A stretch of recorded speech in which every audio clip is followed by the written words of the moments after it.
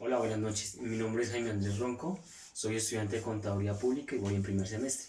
A continuación en este video les mostraremos lo que son cuentas contables, sus partes, lo que es un débito, lo que es un crédito y alguna naturaleza de estas cuentas. Y por último una conclusión para tener éxito en la empresa. En nuestra primera parte explicaré las partes de la cuenta contable.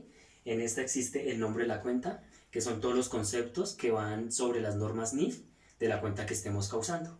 Por otra parte van los débitos y los créditos. El débito es en la parte izquierda y es todo lo que entra en la empresa. Y por otro lado el crédito es en la parte derecha y es todo lo que sale en la empresa.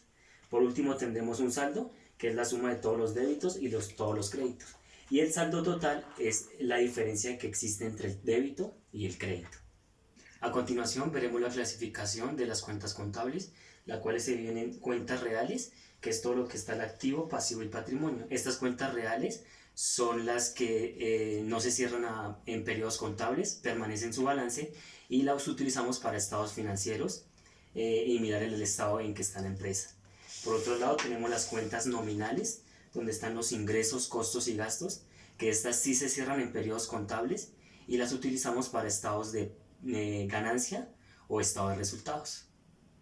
Por otro lado tenemos la naturaleza de las cuentas, que pues estos son movimientos en los cuales se registra cada una de ellas. En un lado tenemos el débito, que ya vimos que son las entradas que hace la empresa, que tenemos los activos, costos y gastos. Por naturaleza siempre van a ir en la parte izquierda. En el crédito sabemos que son las salidas de la empresa, tenemos lo que son pasivos, patrimonios e ingresos y que van al costado derecho de la cuenta contable. Podemos concluir de todo esto que es importante registrar cada una de nuestra información correctamente, ya que podemos ver cuándo aumenta o cuándo disminuye una cuenta y allí podemos tomar la decisión para el mejoramiento de nuestras empresas. Mi nombre es Ronald Fernández Rodríguez Díaz, estudiante de Contaduría Pública. Voy a hablarles de los registros contables, la partida doble y la ecuación patrimonial. Vamos a empezar con qué son los registros contables.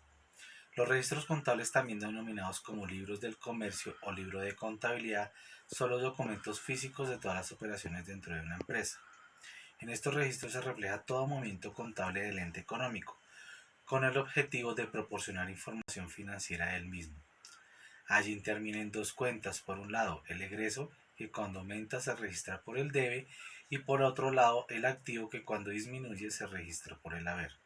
Es importante y fundamental llevar un registro detallado de los movimientos financieros que se realiza dentro de la empresa, debido a que allí se analiza la situación financiera y económica para tomar decisiones importantes dentro de la misma. Hay varios tipos de registros contables: los registros obligatorios o indispensables, que es el libro diario y el libro de inventarios y de balances, y los registros no obligatorios. En este caso está estados de flujos de efectivo y estados de resultados, y el balance como tal. Datos importantes de un registro contable, que debe contener la fecha de la anotación, número de la anotación durante el ejercicio económico, cuentas intervenientes, código y denominación, importantes registros a cada cuenta, si son cargos o bonos, y descripción de la operación. Hay algunos beneficios de llevar el registro contable: es tener un registro detallado de los bienes de la empresa, controlar el flujo de efectivo teniendo en cuenta la necesidad de la empresa, soportar los movimientos financieros, registrar las responsabilidades financieras y controlar el estado económico de la entidad.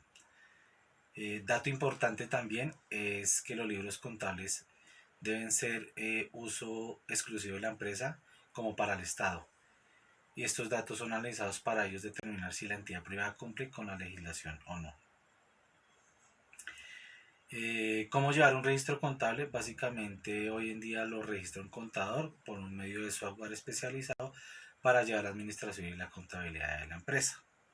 Básicamente este es lo que es los registros contables. Ahora vamos a hablar un poco de la ecuación patrimonial.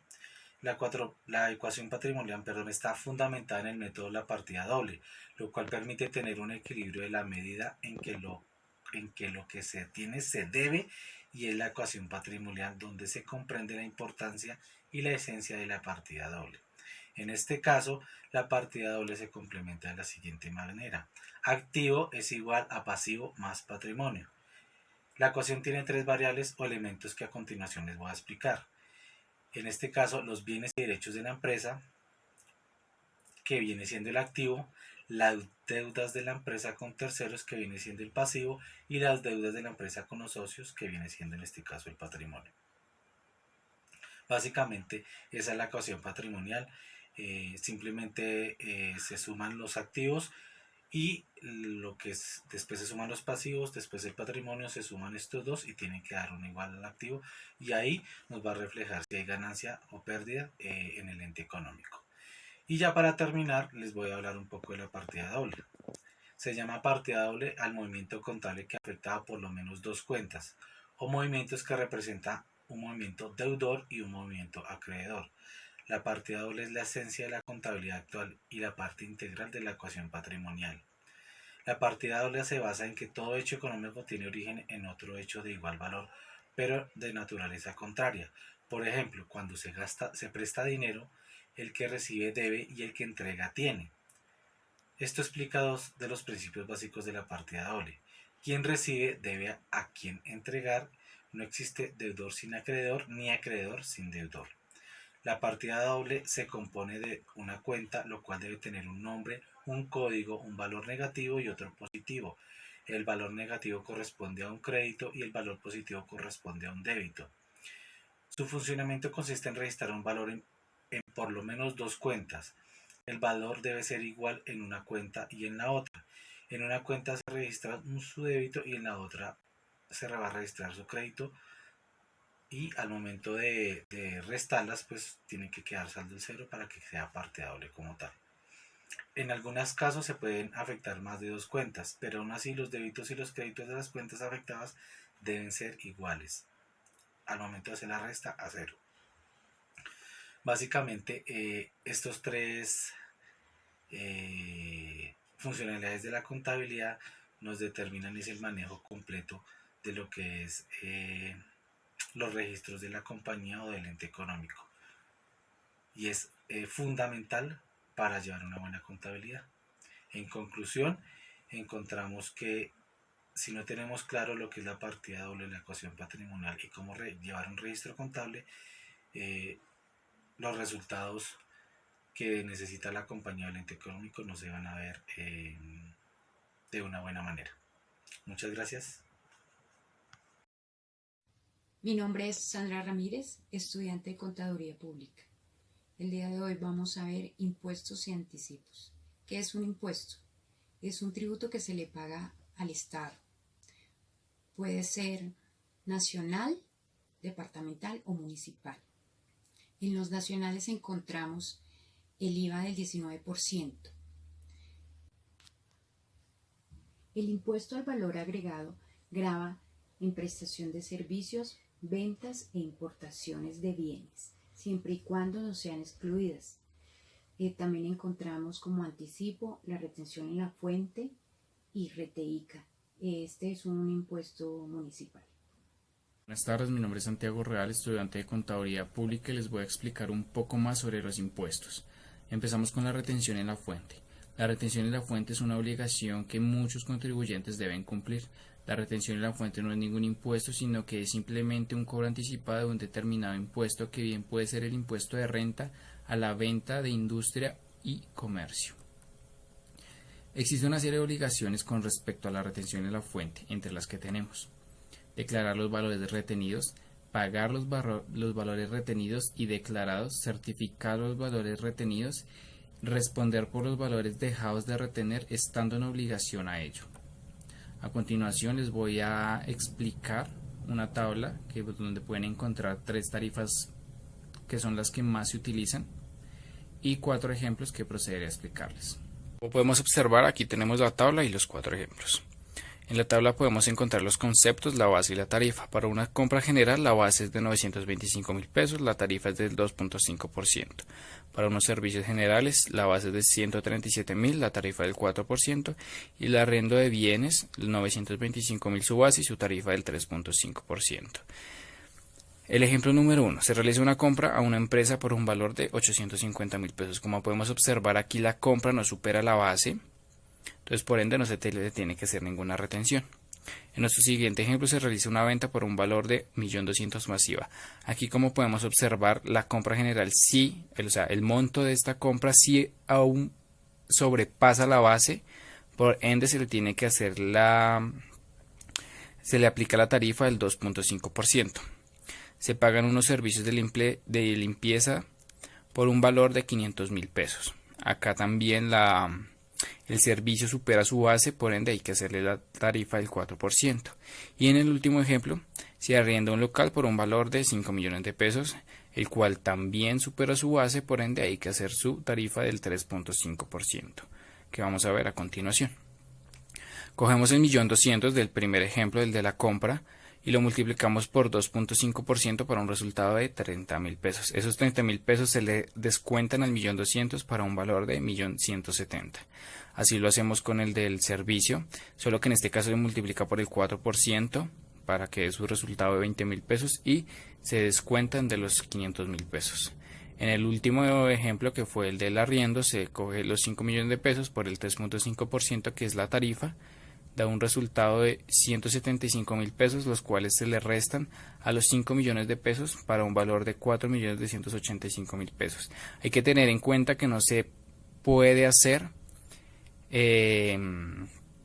puede calcular las retenciones o los impuestos sobre otros impuestos, por eso aquí cogemos los montos antes de IVA. Nuestro siguiente impuesto es el CRI. La reforma tributaria del 2012 generó el CRI, lo cual significa Impuesto sobre la Renta para la Equidad.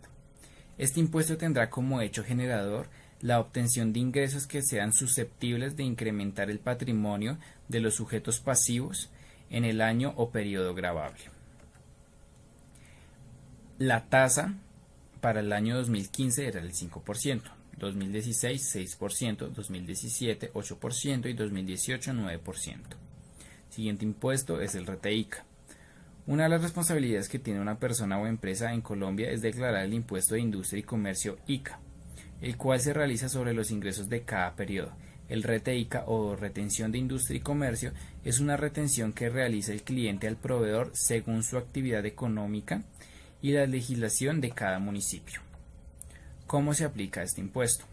Este impuesto se aplica únicamente a proveedores que tengan sede en el mismo municipio que el vendedor. Por ejemplo, si Carritosnet, siendo una persona jurídica ubicada en Bogotá, realiza una compra a un proveedor de Medellín, el proveedor no podrá realizar la retención debido a que Carritosnet tributa en Industria y Comercio de Bogotá. Sin embargo, la realización de las retenciones también dependen del tipo de agente retenedor. ¿Cómo se calcula la retención? Por ejemplo, Carritosnet, contribuyente al régimen común, realiza una compra de 10 millones de pesos en carros a Laura, contribuyente del régimen simplificado. Tanto Carritosnet como Laura tributan en Bogotá. Entonces, la tarifa es el 11.04 dividido 1000. Lo que hacemos es coger el valor antes de IVA, multiplicarlo y dividirlo por esto, para que nos dé un valor y así descontarlo del valor inicial. ¿Cómo se hace con la retención en la fuente? Ya explicada anteriormente. Entonces, retomando el ejemplo, cogemos los 10 millones de pesos por el 11.04 dividido 1000, el cual nos da 110.400. Estos 110.400 se le van a descontar a los 10.000 pesos, a los 10 millones de pesos iniciales, para que nos dé un resultado de 9.889.600.